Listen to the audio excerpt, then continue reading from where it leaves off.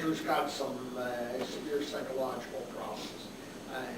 So in any way, the man who becomes the Kaiser is now determined to rule in his own right. He's not going to listen to Bismarck. Bismarck's an old fuddy-duddy. So what does he do? He fires Bismarck and he appoints another chancellor, Caprivi. The problem is the Kaiser doesn't understand the situation. He doesn't understand the need to keep Russia, Austria, and Italy into an alliance. So he begins monkeying with the alliance system. And, Germany and Russia are now tied together with something called the Insurance Treaty, which is up for renewal in 1890. And the Kaiser says, we can't renew this because we have a treaty with Austria. I mean, it doesn't work. So he tells the Russians to go take a hike. Well, the Russians take a hike. They took a hike straight to Paris. And, the French are very glad to have the Russians. Now, the Kaiser never thought the French Republic, which is the home of the, this is the place to cut off the head of Louis XVI of France, would come into an agreement with Russia, but that's exactly what happens. In 1892, we have a Franco-Russian alliance. Now, this is a nightmare for Germany, because that means that any war with Russia or France, it's going to be war on two fronts. Absolutely a nightmare. Greatest mistake the Kaiser ever had. One of his famous statements was, upon becoming king, was, a new generation of Germans has come to the throne, full speed ahead. Of course, what he doesn't tell the steersman, the guy driving the ship, is which direction to go. But it was going to be full speed ahead. So he creates problems, and he threatens the other nations of Europe. For example, England and Germany got along very well together. The Kaiser, after all, is the grandson of Victoria. He loves his mother, and he loves his visits to his mother's summer home on the Isle of Wight. He loves his visits to the British fleet. So what does the Kaiser do? During the Boer War, he supports the Boers. The British are fighting in South Africa. Makes a lot of uncomplimentary statements about the British. Then he decides he's going to build a high seas fleet. Why do you need a high seas fleet? Bismarck said we don't need a fleet. We're a land power. But he builds a high seas fleet, and especially in 1904, when you have a new type of ship coming called the Dreadnought, England and Germany are in a rush. Now, as far as the English are concerned, this is a threat to England. England needs that fleet. They need to protect themselves. The Germans don't need a fleet. So he alienates the English. So what you see evolving is an alliance system. Germany is tied to Austria and weakly to Italy in the Triple Alliance. And then you have a triple entente between Germany, Russia, and England. England is not formally a member of the Triple Entente, but virtually a member of the Triple Entente. The other thing you need to know is, the other thing you need to know is that Italy, by 1910, is beginning to think it's betting on the wrong horse. Italy allied with Prussia and Austria in the 1880s because that looked like the important state. But by 1910, the Italians are not necessarily allied with them, although they don't formally become non-allies. What they do is they make overtures to the British and the French. So what you have is a system that starts out with Germany allied with Austria, Italy, and Russia. Neutral England opposed to France, Germany allied just with Austria, and Russia, England, France are the enemies, and Italy become the enemy. All right, now this is a map of Europe in 1914. Notice it looks somewhat different. You have Germany, which extends to East Prussia, east of the Elbe. You have a large Austro-Hungarian Empire. Now, of all these states, the Austro-Hungarian Empire was sweetest. About 45, 50 million people, was made up of various nationalities. Those nationalities consist of Austrians, Hungarians, Czechs, Slovaks, Serbs, Ruthenians, and they didn't get along together. They all wanted their own state. This is the great age of nationalism, so this is a Rickety Empire. Turkey, the Ottoman Empire, is also in the last stage of disintegration, and even the Russians aren't in such good shape. All right. What we're going to do now is I'm going to move into a slideshow. If I start squealing, we'll get feedback. All right, got to maneuver. We're going to do a lot of maneuvering in this class. World War I, the famous statesman by Sir Edward Grey, the British Foreign Minister, on hearing of the British declaration of war against Germany. The lamps are going out all over Europe. We shall not see them lit again in our lifetime. And that was more true than anyone could realize. 1914, key date is June 28th. The heir to the throne of Austria-Hungary, Ferdinand, visits Sarajevo with his wife Sophie. They're assassinated by this man, Princeps, who was a Serbian nationalist. Now, Ferdinand had been warned not to visit Sarajevo on June 28th. That was the anniversary of a great battle that the Serbs had fought against the Turks and had lost. And it was a very sensitive day to visit Sarajevo. Sarajevo's in Bosnia-Herzegovina. It's part of the Austrian Empire, but the Serbs are very angry over this. They believe it should be part of Serbia. The Serbian ambassador actually warned Franz Ferdinand. He said, don't visit Sarajevo on June 28th. It ain't safe. And Franz Ferdinand supposedly said, no problem at all. They love me. Yeah, sure, they loved me. They loved me. They loved them enough, so they sent about a dozen guys there. Princeps was one of them to ambush Ferdinand. Now, Ferdinand wasn't very much for security. His trip was published in the paper. The paper said where he was going to go, where he was going to be. And he's riding around in the streets of Sarajevo in an open car. And while he's coming into City Hall, somebody threw a bomb in his car. The bomb hit the steering wheel, the bomb bounces off and explodes. It doesn't hurt him, it hurts the guys in the next car. So the car drives on. Gets to City Hall, the Lord Mayor says, welcome, welcome, welcome. And he says, what do you mean, welcome? Somebody threw a bomb at my car. What's going on here? The Lord Mayor is flustered. So after a few minutes, first Franz Ferdinand is advised to get out of town fast. Now you think he would put the top up on the car and head straight for the train station? No. He keeps the top down and he says, let's go to the hospital. I want to visit the people in the last car who were hurt. And they take off down the narrow streets again. Now all the assassins have dispersed. They feel like they've blown their chance. But they don't tell the driver where they're going, and they get in the middle of Sarajevo, and the driver's informed that he's not going the right way. They're going to the hospital, not to the train station. There's some confusion. So the driver stops at an intersection trying to figure out which way to go. And it turns out at that intersection there's a coffee shop, and there is Princeps. Princeps can't believe his luck. He looks over and there's this big touring car with some important people there. So he asks the policeman, he says, who is that in the car? The policeman says, oh, that's the Archduke and Sophie. Princeps says, thank you. Pulls out his pistol, bang, bang. Two bullets. They're both dead. Now, this is the funeral of Ferdinand and Sophie in Vienna. Now, one thing you have to know about Ferdinand was that he didn't get along with his uncle, who was the ruler, Franz Joseph. He didn't get along with much of the aristocracy of Austria-Hungary. Ferdinand was a reformer. Ferdinand wanted to make the Austrian Empire more inclusive. He wanted to bring the Slavs in, not just the Turks, not just Hungarians and the Austrians. He wanted to bring the Slavs in. So the ruling class doesn't really like him that much. Yeah, Vienna goes in the mourning, but they're not really sad. I think the general tenor of opinion in Vienna was, well, they don't approve of anyone killing the heir apparent to the throne, but if somebody from the royal line had to die, Ferdinand was the first choice. So nobody really misses Ferdinand. All right, here's the funeral. All right, now, Franz Joseph, he's the Emperor of Austria-Hungary. He's been on the throne since 1848. By 1914, he is 84 years old.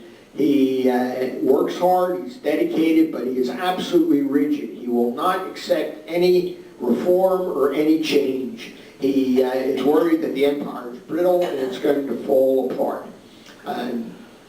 So the government in Vienna is very, how shall I say, stiff. It's not very flexible, not really willing to change, not up to date. It's not as competent as it should be. Franz Joseph also has a head of the army by the name of Conrad von Holzendorf, who has recommended war against Serbia about 14 times in the past 3 years.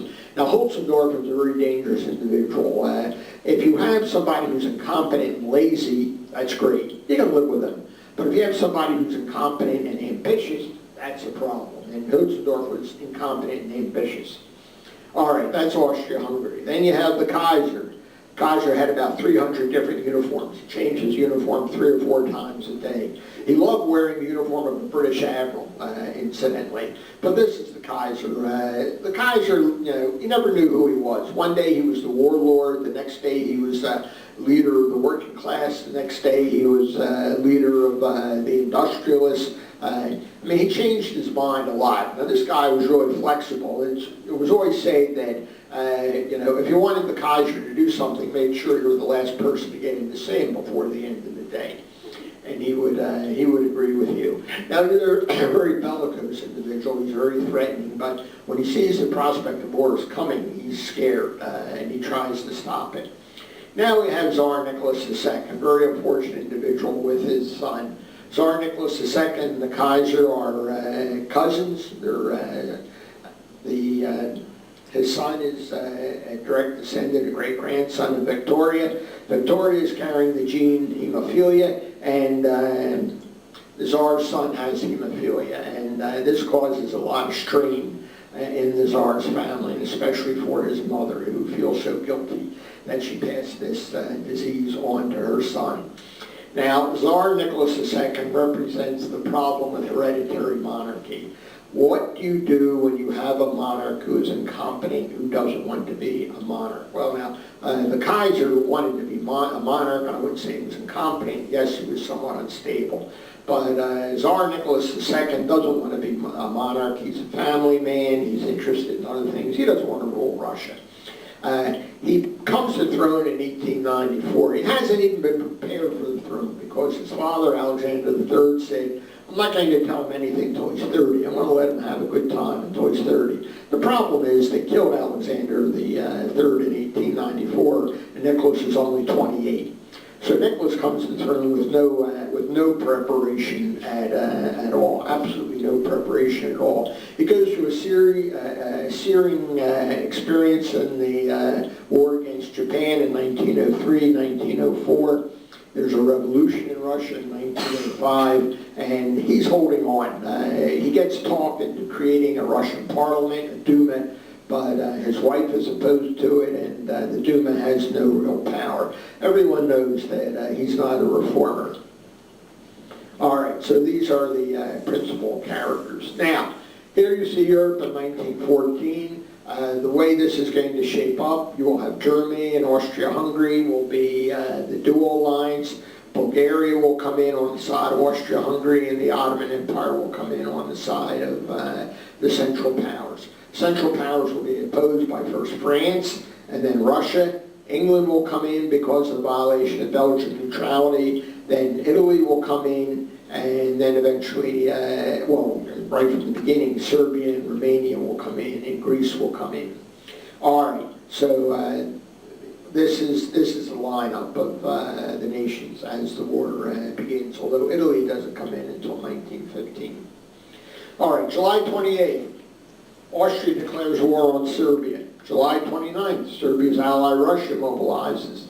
Now this is a key event. As long as the war is between the minor powers, there have been 2 Balkan wars, or between Austria and Serbia, there's not going to be a world war. But if 2 major powers become involved, then that alliance system is like a tripwire, and it's going to start firing. And once it starts firing, you can't stop it, because the German war plan is predicated on the fact that once war is declared and the Russian army begins to mobilize, Germany has to mobilize, and Germany has to march into France. The German plan is called the Schlieffen Plan, and Schlieffen gave the Germans 40 to 45 days to knock the French out and then turn their army east. The theory was that the Russians would take a long time to mobilize, and you could deal with France in the intervening 3 or 4 weeks. Problem now is that Russia is mobilizing. War hasn't been declared, so the Germans have a problem. The Germans essentially go to the French and they say, what are you going to do? And they demand certain concessions from the French. The French won't give those concessions, so Germany is going to go to war against France. Before the declaration of war, however, the German chief of staff tells the Kaiser, and we're going to go to war against France. Now, this makes a lot of sense. Austria is going to war against Serbia, so we're going to attack Belgium so we can hit France. And the Kaiser says, now wait a minute then, why don't we just go to war against the Russians? And Moltke says, nope, I'm sorry, we don't have that in our war plan. We're going to war against France. All right, so August the 1st, Germany, Austria's ally, declares war on Russia, bringing France into the war. August the 4th, the Germans invade Belgium and march on Paris. The Germans sent a note to the king of Belgium and say, let us march through Belgium and no problem, no damage, we'll restore Belgium after the war. The king said no, so the Germans had to fight their way through Belgium. They do fight their way through Belgium, but it takes them about 2 or 3 days.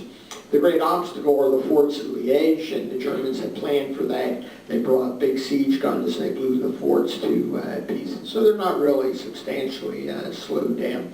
Incidentally, the Germans knew all about the forts of Liège because, number one, they built the forts, and number two, they supplied the artillery for the forts.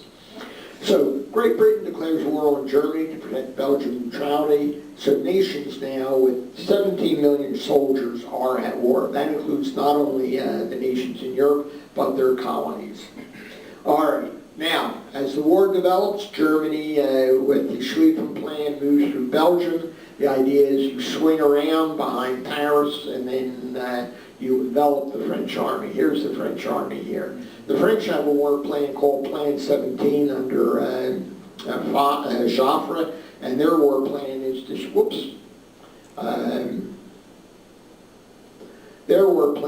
strike into Germany, right here in the south, retake Alsace-Lorraine. So while the French are striking this way, the Germans are coming this way. The Germans couldn't have planned it any better if they won. But the Russians are mobilizing very quickly. They send 2 armies into East Prussia, one army under Rennenkampf to the north, one army under Sassanov to the south. Oh, each army has about 200,000 men.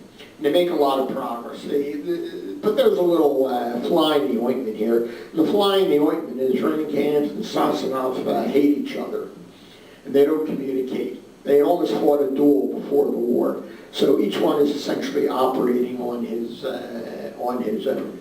That and the fact that their codes were very easy to break when they were using codes at all. All right, so on August the 17th, the German army in East Prussia, which is makes up about 1/8 of the total German army, it meets the Russians in the Battle of Tannenberg and the Battle of the Masurian Lakes. The Russians are completely defeated. The Southern Army under Samsonov is trapped and is virtually annihilated. By September the 12th, the Germans have routed the Russians. The Russians lose 250,000 men to the German losses of 50,000.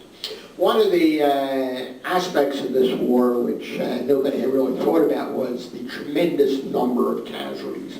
When these battles occur, we're not talking about 1,000, 2,000. We're talking about 10, 20, 50,000 casualties. On August 22nd, for example, the French will lose 28,000 men on one day. 28,000 men killed on one day. Largest loss of life in the French army for the entire war. While this is happening, the German army is in France, trying to carry out the Schlieffen Plan. All right, here's the Schlieffen Plan. September 5th through 9th, we have the first Battle of the Marne. The Germans should stop 40 miles outside of Paris and have to retreat back 50 miles. General Moltke, who is head of the army, is relieved, and he's replaced by Falkenhayn. Now, Moltke receives a lot of criticism because he lost control of the army. He wasn't with the army. He was back at the army headquarters in Aachen. Well, why is he in the army headquarters in Aachen? Because that's where the Kaiser was. And Moltke wanted to stay where the Kaiser was. You never knew what the Kaiser was going to do. You had to keep your eye on this guy. but he loses control of events. He has some very capable generals on the right wing. He has a man by the name of von Kluck and von Hausen, von Bülow, but they see the conflict differently. Also, Moltke has weakened the right wing of the German army. Von Kluck, for example, has about 325,000 men. That's the strong fist of the German army. But as he marches, he's dropping troops off to protect his flank. And then when the Russians invade East Prussia, he loses 50,000 men to support the Germans in East Prussia, which is unfortunate because they load on trains. By the time they get to East Prussia, they're no longer needed. By the time they get back to France, the battle has been lost. Now, Joffre is different. Joffre has a terrible war plan. And up north, he's got a good general by the name of Lanrezac, who's sending a message after message saying, I got more Germans up here than I can handle. I need reinforcements. And Joffre, says, don't worry about it, attack. Well, Lanrezac doesn't attack. He falls back, fighting retreat. Finally, by the last few days in August, Joffre realizes what the problem is. What Joffre does is he begins to pull units out of the French army, which are engaged against the Germans, and he begins to swing his army north to counter that German threat. And they do counter that threat, and they manage to stop the Germans at the Battle of Marne. All right. Now, one of the things that made the First World War so deadly was they had new weapons. They had machine guns. The French, for example, believed in the power of the offensive, élan, courage, as the French like to say. And Foch and other French generals said the most important weapon a soldier has is a bayonet. And we'll line up shoulder to shoulder with our bayonets. And the sight of cold steel will so unhinge the Germans that they'll run away. And oh yes, just to make sure the Germans can see us, let's wear red pants and a blue top. Now the red pants and blue top date back to the Napoleonic Wars, and they served a function in that Napoleonic battlefields. There was a lot of smoke in the air, and you need hard time seeing who was who and who was friend and who was foe. They don't have that problem in 1914. What happens is they make good targets. So as the French come on shoulder to shoulder, the Germans line up their machine guns, and they just mow them all down. And, it's Cold Harbor, it's Petersburg, it's Gettysburg, Pickett's Charge all over again, except they now have machine guns, and they also have, rifles. The German 1898 Mauser, they put a clip of 8 or 10 bullets in there. They can fire off 1.5 clips, sometimes 2 clips in 60 seconds. The British did the same thing with their Lee Enfields. And when they're massed shoulder to shoulder, you can't miss. You just fire